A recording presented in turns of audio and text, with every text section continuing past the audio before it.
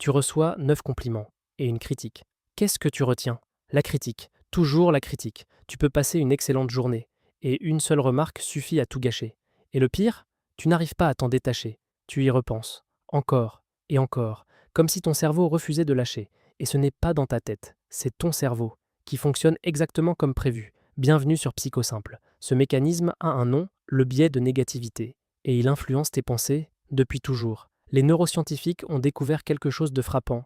Les événements négatifs activent ton cerveau jusqu'à 2 fois plus fort que les événements positifs équivalents. 2 fois plus fort, même intensité. Mais ton cerveau traite le négatif comme une urgence. Pourquoi? Parce que ton cerveau ne cherche pas à te rendre heureux, il cherche à te maintenir en vie. Et pour comprendre ça, il faut remonter très loin. Il y a 200 000 ans, tes ancêtres vivaient dans un monde dangereux, un prédateur dans les buissons, une plante toxique, un ennemi. Ignorer un danger pouvait être fatal. Mais retenir une mauvaise expérience pouvait sauver ta vie. Ceux qui oubliaient le danger disparaissaient. Ceux qui s'en souvenaient immédiatement survivaient et transmettaient leurs gènes.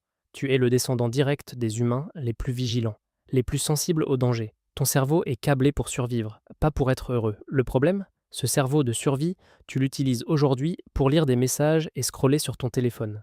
Un message sans réponse, un regard froid, un commentaire négatif, et soudain, ton cerveau réagit comme s'il y avait un danger réel, comme si quelque chose menaçait ta survie. Et ça ne s'arrête pas là. Le psychologue Roy Baumeister a résumé ce phénomène en une phrase: le mauvais est plus fort que le bien. Concrètement, il faut en moyenne 5 expériences positives pour compenser une seule expérience négative. 5 contre 1. C'est pour ça qu'un seul commentaire négatif peut te marquer toute la journée, alors que 10 compliments disparaissent en quelques minutes. Et dans tes décisions, c'est encore plus puissant. Daniel Kahneman, prix Nobel d'économie, a démontré que perdre 100 euros fait environ 2 fois plus mal que gagner 100 euros ne procure de plaisir, même montant. Mais ton cerveau ne les traite pas du tout de la même façon. C'est ce qu'on appelle l'aversion à la perte. Et ça influence tes choix tous les jours. Tu hésites à prendre des risques, tu refuses des opportunités, tu restes dans des situations qui ne te conviennent plus. Pas parce que tu manques de courage, mais parce que ton cerveau préfère éviter une perte, plutôt que chercher un gain. Et dans les relations, c'est encore plus brutal. Le chercheur John Gottman a étudié des milliers de couples pendant 40 ans. Résultat, pour qu'une relation fonctionne, il faut environ 5 interactions positives pour compenser une seule interaction négative. Encore 5 contre 1. Toujours le même mécanisme. Maintenant, la vraie question, est-ce que tu peux changer ça? La réponse est oui, mais pas comme tu le crois. Tu ne peux pas supprimer ce biais. Il est là depuis des centaines de milliers d'années, mais tu peux apprendre à le compenser. Stratégie numéro 1. Savoure les bons moments. Quand quelque chose de positif arrive, ton cerveau passe dessus en quelques secondes. Mais tu peux changer ça. Prends 20 secondes, juste 20 secondes, pour vraiment ressentir ce moment. Un compliment, un sourire, une réussite.